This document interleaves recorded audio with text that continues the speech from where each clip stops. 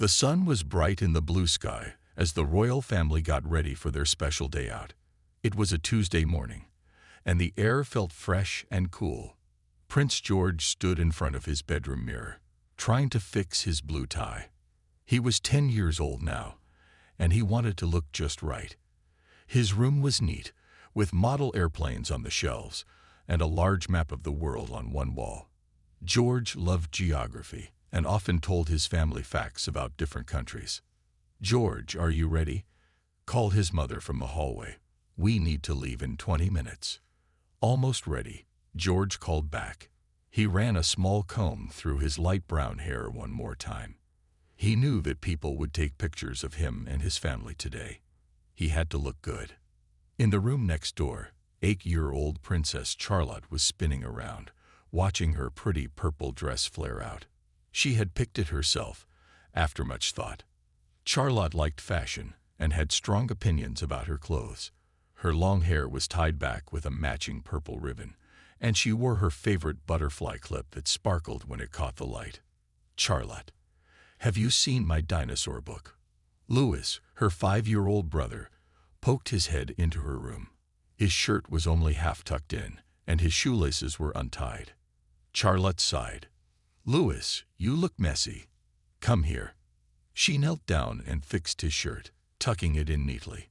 Then she tied his shoes in perfect bows.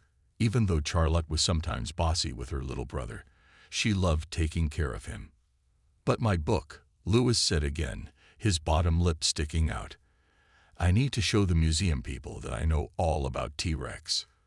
"I think it's in the playroom," Charlotte said. "But hurry up. Mummy says we're leaving soon."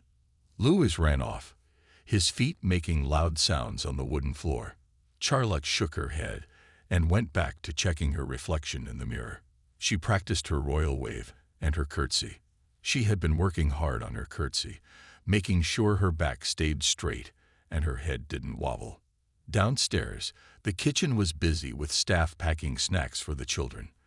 The family would have lunch at the museum, but the children often got hungry between meals. Louis especially was always asking for snacks. "Is everyone ready?" their father asked, walking into the main hall with his phone in hand. "The cards will be here in 10 minutes." George came down the stairs first, walking carefully and holding the railing like he had been taught. Charlotte followed, taking small, proper steps. Louis came last, jumping down the last few steps with a loud tada. He was holding his dinosaur book tightly under one arm. "Louis, please remember what we talked about," their father said kindly but firmly. "Today we need to be on our best behavior. The museum is a place where people use quiet voices." Louis nodded, trying to look serious. "I will use my museum voice," he whispered. Then he giggled. Their mother joined them, looking elegant in a simple blue dress. She checked each child quickly, straightening George's tie, tucking a loose strand of hair behind Charlotte's ear, and wiping a smudge from Louis's cheek with her thumb.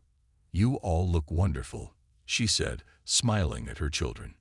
"Remember, this is an important day. The museum is opening a new children's area, and they've asked us to be there. Lots of people will be watching." George stood a little taller. Charlotte smoothed her dress. Even Louis tried to look more grown-up, though he couldn't stop bouncing on his toes.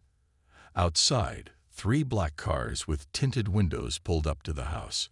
Security men in dark suits stepped out and spoke quietly into their earpieces. The family's private secretary approached with a clipboard, ready to go through the day's schedule one more time. "The drive to the museum will take 30 minutes, she explained. "When we arrive, you'll be greeted by the museum director and the mayor. There will be photographers, so remember to smile and wave when you get out of the car." The children nodded. They had done this many times before. Even young Louis understood that this was part of their special job as royal children. As they walked toward the cars, the sun caught the butterfly clip in Charlotte's hair, making it sparkle like a little star. Today was going to be a big day for the young royals. The 3 black cars moved smoothly through the London streets. In the second car, George sat tall, looking out the window at the people on the sidewalks. Some people stopped and pointed when they saw the royal cars pass by. George gave a small wave, just like his father had taught him. "Look, that man has blue hair," Louis said, pressing his face against the window. His dinosaur book lay forgotten on his lap. "Louis, sit back properly," Charlotte reminded him. "Remember what Nanny said about fingerprints on the windows." Louis sighed but did as his sister said. He picked up his book again and turned the pages, looking at the colorful pictures of dinosaurs. "Do you think they have a real T-Rex skeleton at the museum?" he asked. "Yes, they do," George said. "I read about it. It's very old, millions and millions of years old." "Wow," Louis whispered, his eyes wide. "That's even older than Gran." The children's security guard, sitting in the front seat, tried not to laugh. Charlotte gave Louis a stern look, but her lips twitched with a hidden smile. The car turned into a wide street, and the children could see the big stone building of the Natural History Museum ahead. Many people stood outside, held back by barriers. Some held phones up to take pictures. "There are so many people," Charlotte said, suddenly feeling shy. She smoothed her purple dress nervously. "Don't worry," George told her. "Just smile and wave like we practiced. It will be over quickly." As the cars pulled up at the museum entrance, news cameras flashed in the sunlight. The children's parents stepped out of the first car and waved to the crowd. Then it was time for the children's car door to open. George went first, just as they had planned. He stepped out carefully, stood straight, and gave a perfect royal wave to the people. They cheered and called his name. Many took pictures. George did not smile too big or too small. It was just right. Charlotte came next, stepping gracefully from the car. She gave a small curtsy to an old lady who stood near the front of the crowd. The old lady looked very happy and clapped her hands. Charlotte felt proud that she had remembered to show respect to older people, just as she had been taught. Louis bounced out last, holding his dinosaur book tightly. He gave a big wave with his free hand, moving it so fast it was almost a blur. The crowd laughed and took even more pictures. Louis grinned, showing the gap where he had recently lost a tooth. "Welcome, Your Royal Highnesses," said a tall woman in a dark blue suit. She was the museum director, Dr. Jenkins. "We are so pleased you could join us today for the opening of our new Children's Science Center." The children's father shook her hand. "Thank you for inviting us. The children have been looking forward to it all week." Dr. Jenkins bent down slightly to talk to the children.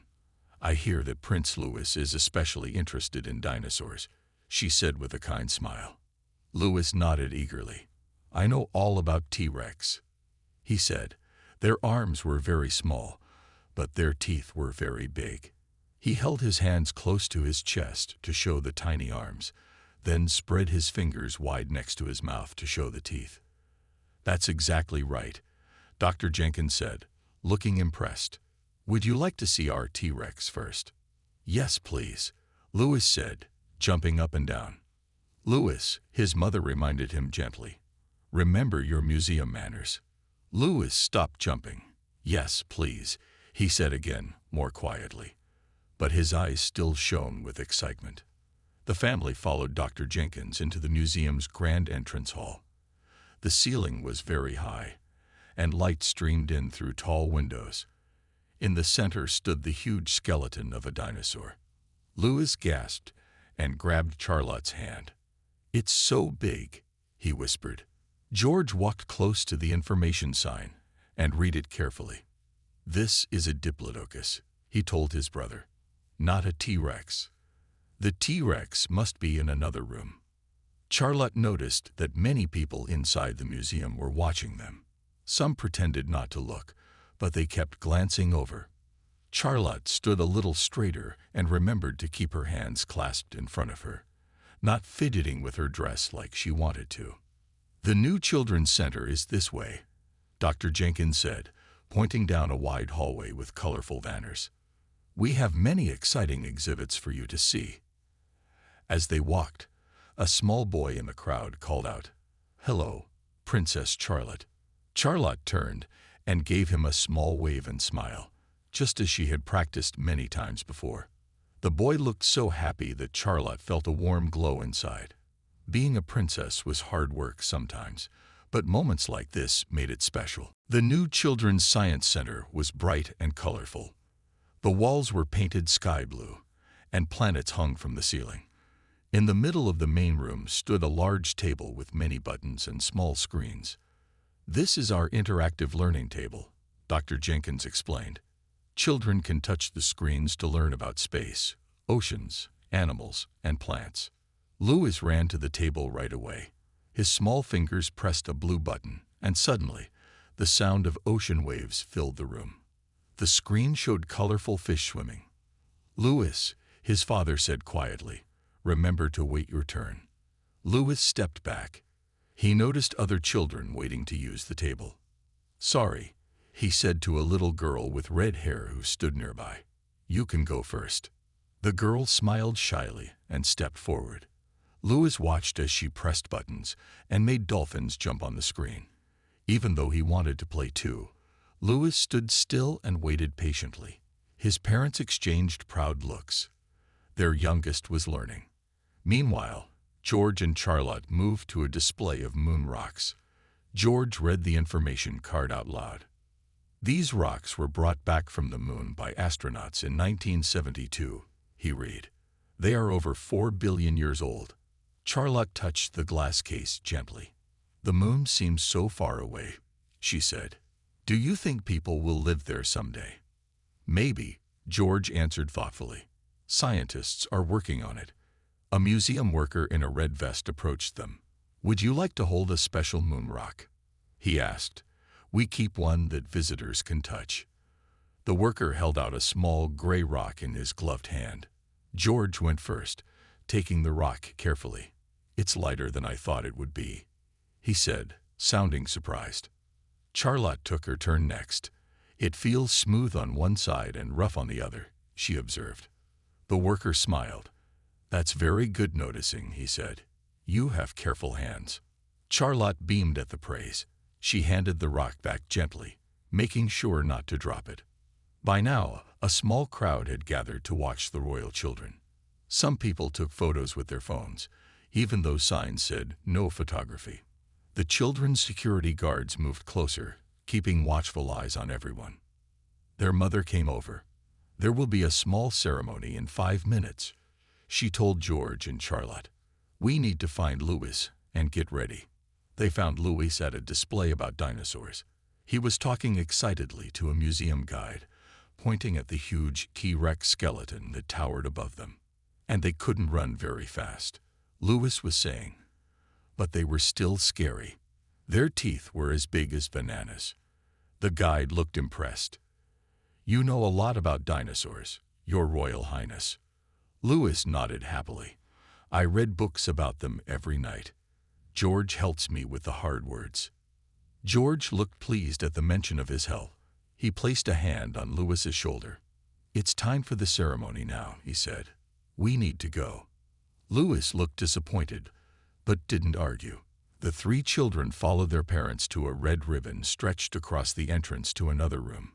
Many people stood watching, including reporters with cameras and notepads. The museum director handed a large pair of scissors to the children's father. "Would the young royals like to help cut the ribbon?" she asked. Their father motioned for the children to come forward. George, as the oldest, took the scissors first. Charlotte and Louis each placed a hand next to his. Together, they cut the red ribbon while cameras flashed. "I declare the Royal Children's Science Center officially open," the museum director announced. Everyone clapped and cheered. Charlotte did a perfect curtsy. George gave a small bow. Louis tried to bow too, but he bent forward too far and almost fell over. George quickly grabbed his arm to steady him. Some people in the crowd laughed kindly, finding Louis's enthusiasm sweet. A reporter stepped forward. "Prince George, what do you think of the new science center?" she asked, holding out a microphone. George stood tall and spoke clearly, just as he had practiced. "It's very educational," he said. "I think children will learn a lot here. The interactive displays are especially good. The reporter looked impressed by his grown-up answer. Then she turned to Charlotte. And what about you, Princess Charlotte? Do you like it here? Charlotte smiled politely. Yes, I do, she said. The moon rocks are my favorite, and I think the colors are very pretty. When the reporter turned to Louis, everyone watched with interest. The youngest royal was known for his unexpected comments. Prince Louis, what's your favorite part? The reporter asked. Louis took a big breath.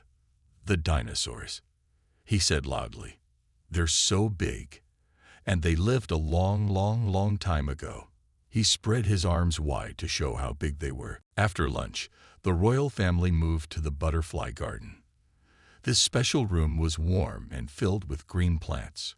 Colorful butterflies flew freely around the space. A sign at the entrance asked visitors to be very quiet and move slowly so they would not scare the butterflies. Remember, no sudden movements, their mother whispered as they entered. Butterflies are very gentle creatures. Louis nodded, his eyes wide with wonder.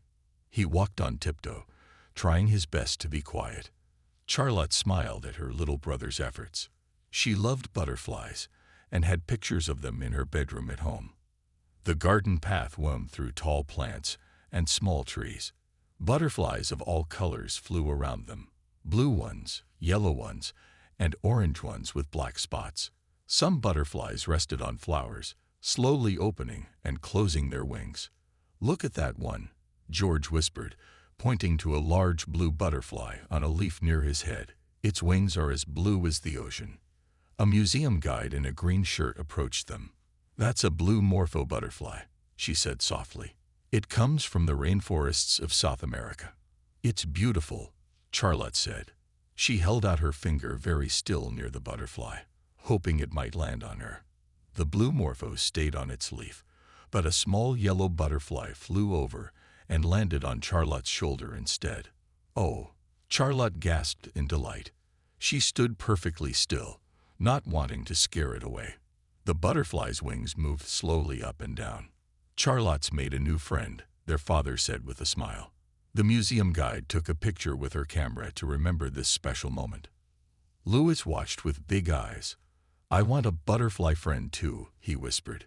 He held out his hand very carefully, just like his sister had done. Be patient, George told him. Sometimes you have to wait for butterflies to come to you. Louis tried hard to stand still, but it was difficult for the energetic 5-year-old. After a minute, he began to fidget. Just then, something unexpected happened. A small brown bird flew in through an open panel in the ceiling. It chirped loudly as it zoomed around the butterfly garden. Some visitors gasped. A few children pointed and called out. The butterflies started to fly in all directions, disturbed by the noise and movement. The bird swooped low over people's heads, looking for a way out. Oh dear, the guide said, looking worried.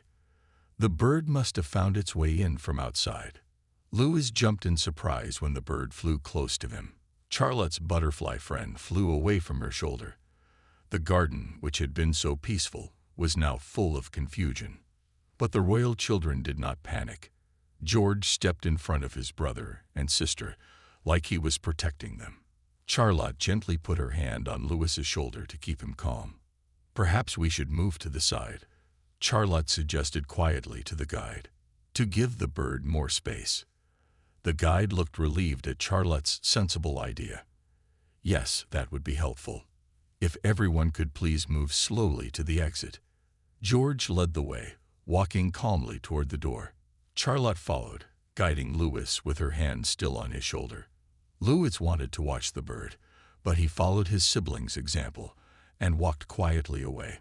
Other visitors watched the royal children and began to do the same. Soon everyone was moving calmly toward the exit, following the young royal's lead. You handled that very well, their father told them when they were outside the butterfly garden. You stayed calm when things got confusing. Louis looked up at him. I wanted to chase the bird, he admitted honestly. But I saw George and Charlotte being calm, so I tried to be calm too. Their mother smiled proudly. That's what family does, she said. "We help each other make good choices." The museum director hurried over to them, looking concerned. "I'm so sorry about the bird," she said. "That has never happened before." "It's quite all right," their mother assured her. "These things happen." "The children handled it wonderfully," their father added. "They showed real leadership." The director looked relieved. She turned to the children. "Would you like to see the gemstone collection next? The famous butterfly sapphire is on display." "A butterfly sapphire," Charlotte repeated, her eyes lighting up. "Is it shaped like a butterfly?" "Yes, it is," the director said. "It's over 100 years old and very beautiful." "Can we see it?" Charlotte asked her parents. "Of course," their mother said. "Lead the way, director." As they walked to the next exhibition, visitors and staff smiled at the three young royals. The children had turned an unexpected problem into a chance to show their royal training.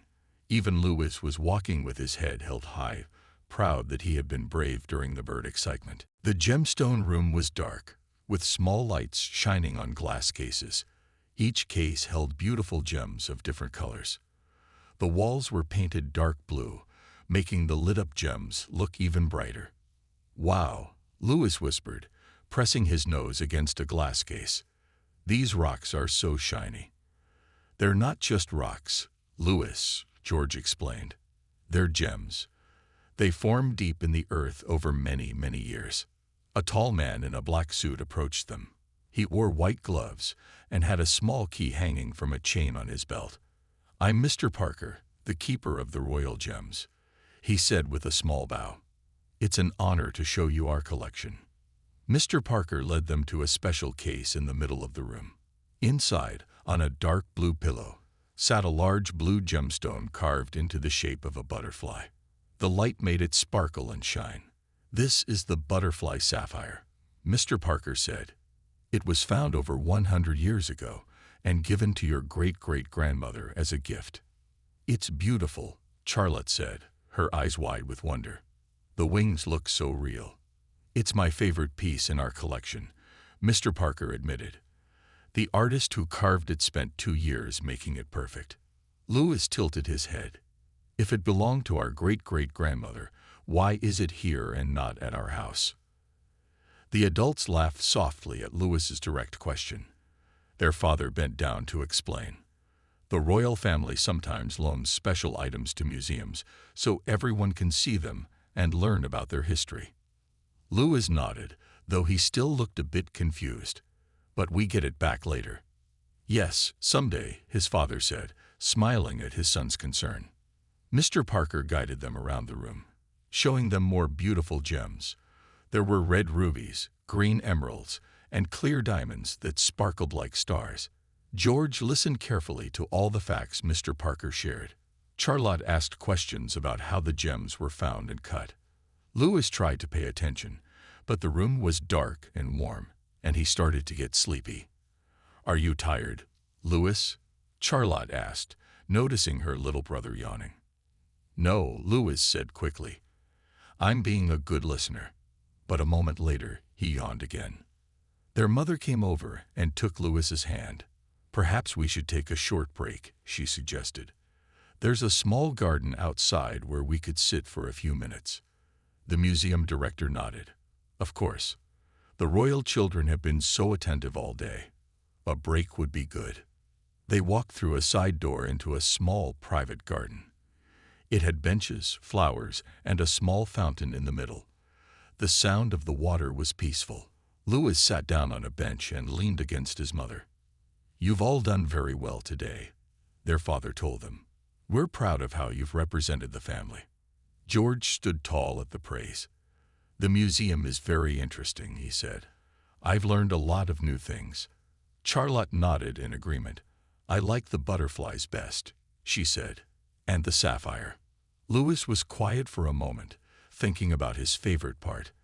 "I like the T-Rex," he said finally. "And lunch, the cake was good." Their parents smiled at Louis's honest answer. Even their youngest was learning how to be royal in his own way. As they sat in the garden, a museum worker came with a tray of cold drinks. "Lemonade for the royal visitors," she said, setting the tray on a small table.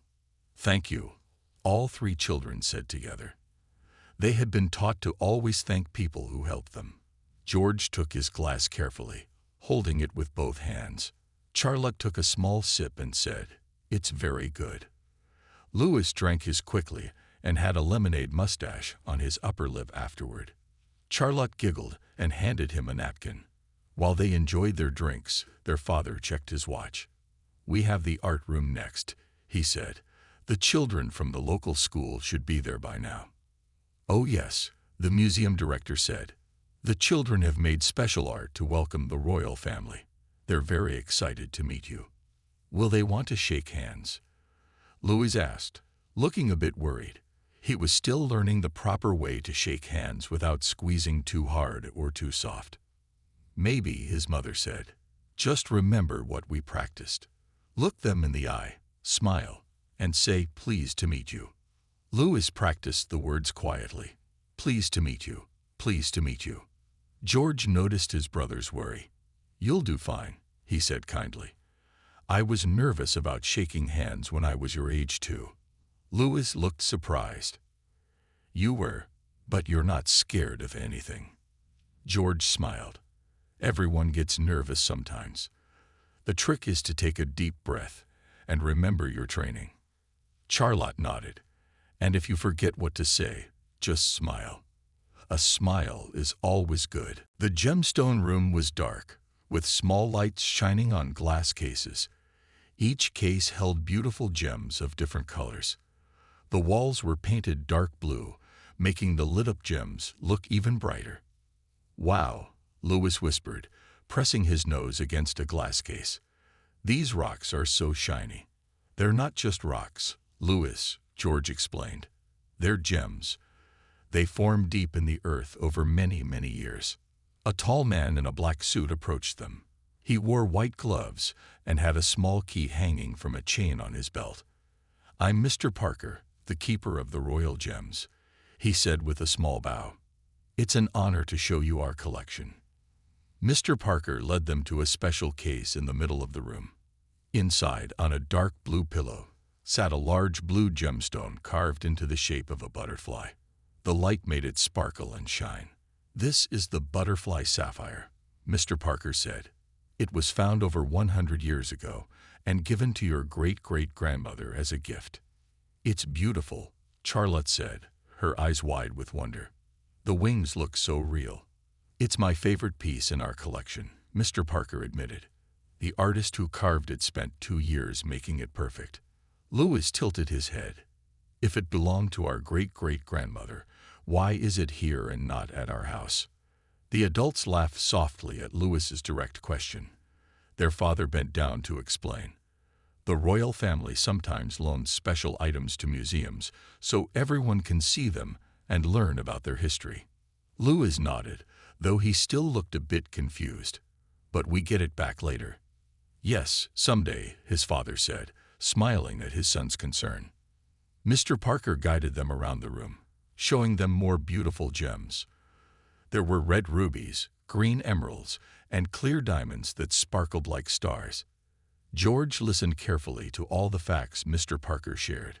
Charlotte asked questions about how the gems were found and cut. Louis tried to pay attention, but the room was dark and warm, and he started to get sleepy. "Are you tired, Louis?" Charlotte asked, noticing her little brother yawning. "No," Louis said quickly. "I'm being a good listener." But a moment later, he yawned again. Their mother came over and took Louis's hand. "Perhaps we should take a short break," she suggested. "There's a small garden outside where we could sit for a few minutes." The museum director nodded. "Of course. The royal children have been so attentive all day. A break would be good." They walked through a side door into a small private garden. It had benches, flowers, and a small fountain in the middle. The sound of the water was peaceful. Louis sat down on a bench and leaned against his mother. "You've all done very well today," their father told them. "We're proud of how you've represented the family." George stood tall at the praise. "The museum is very interesting," he said. I've learned a lot of new things. Charlotte nodded in agreement. I like the butterflies best, she said, and the sapphire.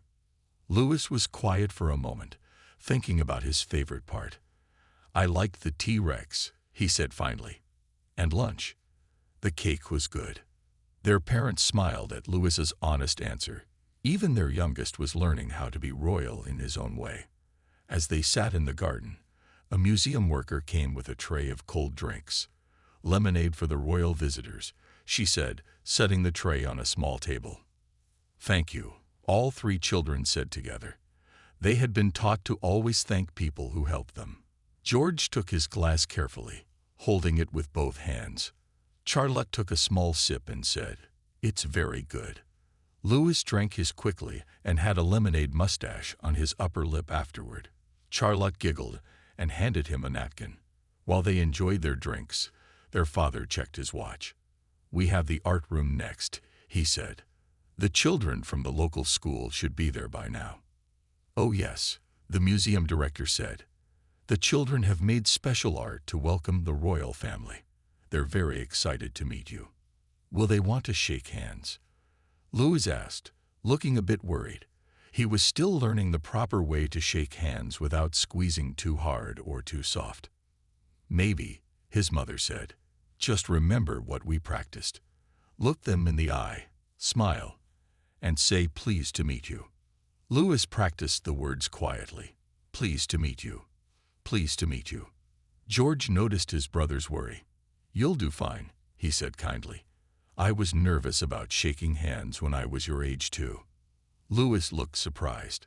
"You were, but you're not scared of anything." George smiled. "Everyone gets nervous sometimes. The trick is to take a deep breath and remember your training." Charlotte nodded.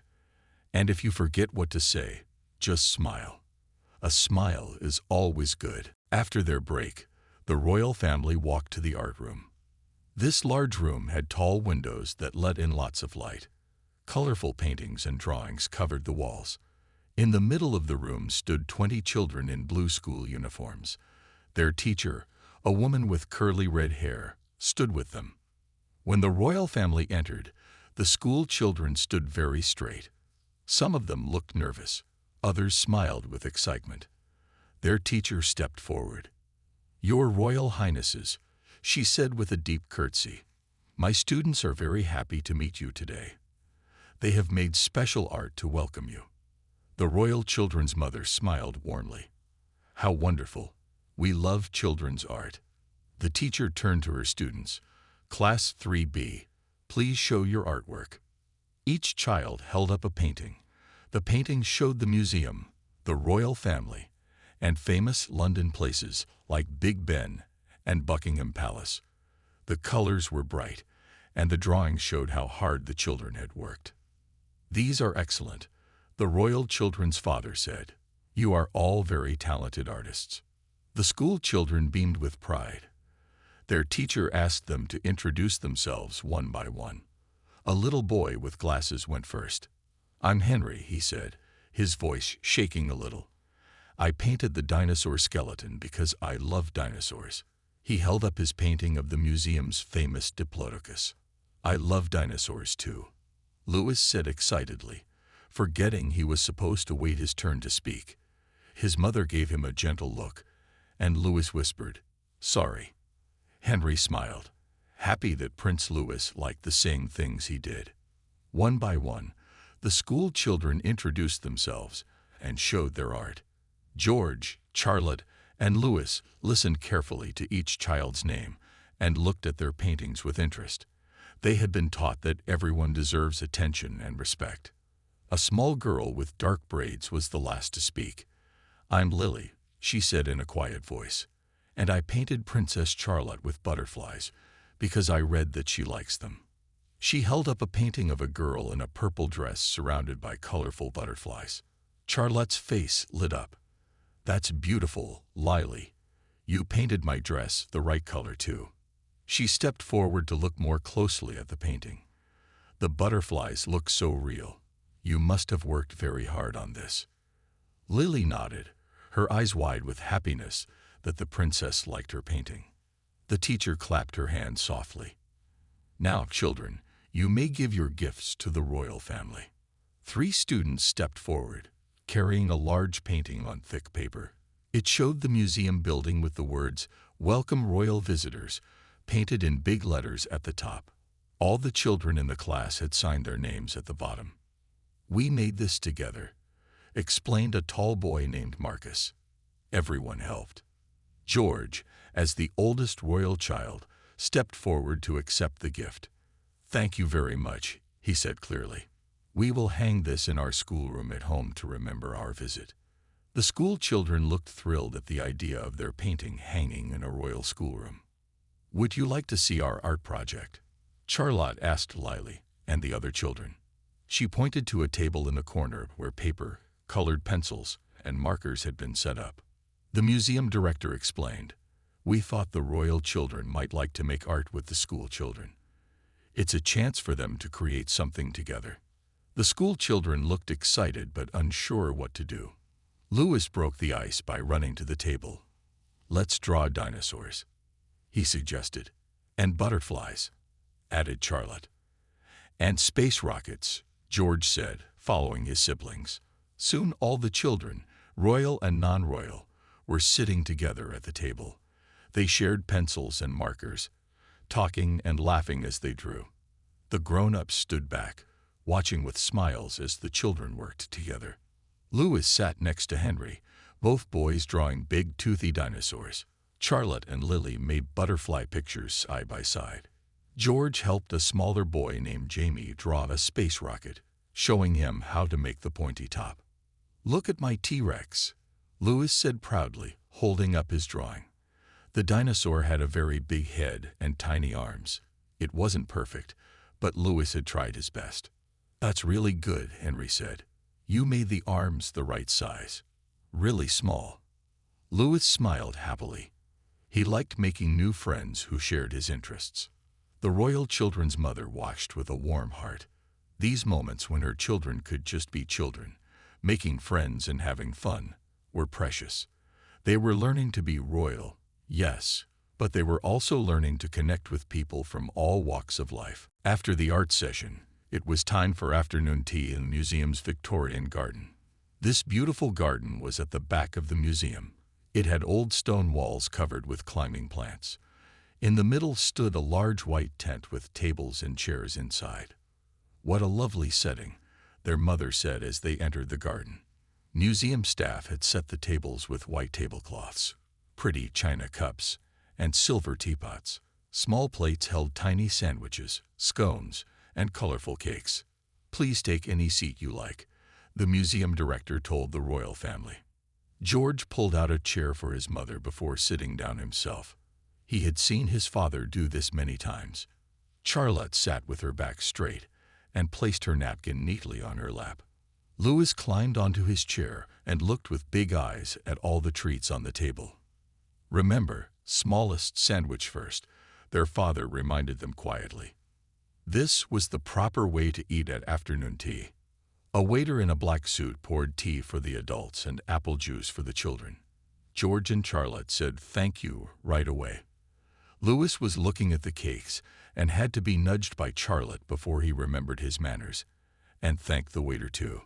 "The cucumber sandwiches are very good," the museum director said, taking a small bite of hers. George tried one and nodded in agreement. "Very nice," he said politely, even though cucumber wasn't his favorite. He knew it was important to be grateful for food that was served to him. Charlotte ate her sandwich in small, ladylike bites. She had been practicing her tea party manners with her dolls at home. Louis tried to copy his sister, but he was so hungry after the busy day that he ate his sandwich in just 2 big bites. A string quartet began to play soft music in the corner of the garden. 4 musicians with violins and cellos played classical music that floated through the air. The sound of the music mixed with the gentle splashing of a small fountain nearby. "This is beautiful music," Charlotte said, listening carefully. She was taking music lessons and could recognize some of the tunes. As they enjoyed their tea, something funny happened. A large butterfly, bright yellow and black, flew into the tent. It fluttered around and then landed right on their father's head. He didn't notice it at first, but when he saw everyone looking at him with surprise, he asked, "What is it?" George tried to keep a serious face, but he couldn't help giggling. "There's a butterfly on your head, Papa." Their father stayed very still. "Is there really? What color is it?" "Yellow and black," Charlotte said, her eyes wide with delight. "It matches your tie." Everyone at the table tried not to laugh too loudly. Their father sat very calmly with the butterfly on his head for nearly a minute before it flew away again. Even the serious museum director was smiling. "Well," their father said, "I'm glad I could provide some entertainment." Louis laughed so hard that he almost knocked over his juice. Charlotte quickly reached out and saved the glass before it could spill. The museum staff looked impressed by her quick thinking. After the butterfly excitement, the children tried the scones with cream and jam. These were Louis's favorite, and he got a bit of cream on his nose while eating. Their mother gently wiped it off with her napkin. "May I try one of the pink cakes?" Charlotte asked, pointing to a small cake with rose-colored icing. "Yes, you may," her mother said. "You've all been so good today." While Charlotte enjoyed her pink cake, George noticed a boy about his age looking at them from across the garden. The boy seemed shy but interested in the royal family. George gave him a friendly wave, remembering that part of his job as a prince was to make people feel welcome. The boy looked surprised and happy that Prince George had noticed him. He waved back with a big smile. This small moment showed that George was learning to be aware of people around him, just as a good future king should be. As they finished their tea, a museum photographer asked if he could take a few pictures. "We would like to remember this special day," the director explained. The royal children knew what to do. They stood together, George in the middle with Charlotte, and Louis on either side. They smiled for the camera, standing straight with good posture. Louis remembered not to make funny faces, at least for the first few photos. As the afternoon grew late, it was time for the royal family to leave the museum. Before they went, the museum director had one more surprise for them. "We have a small gift for each of you," she said, bringing forward a tray with 3 small boxes, "to remember your visit today." Each box was wrapped in blue paper with a silver ribbon. The director handed them to the children one by one. "These are special items from our collection." The children looked at their parents, who nodded to show it was okay to open the gifts. Carefully, they untied the ribbons and opened the boxes. Inside each box was a fossil shark tooth mounted in a clear case. The teeth were very old, millions of years old, but they still looked sharp. "Wow," Louis said, his eyes wide with wonder. "A real shark tooth." "These are from our research collection," the director explained. "Each one is over 60 million years old." George looked at his fossil with great interest. "Thank you," he said in a clear, strong voice. "This will help me remember what I learned about prehistoric sea creatures today."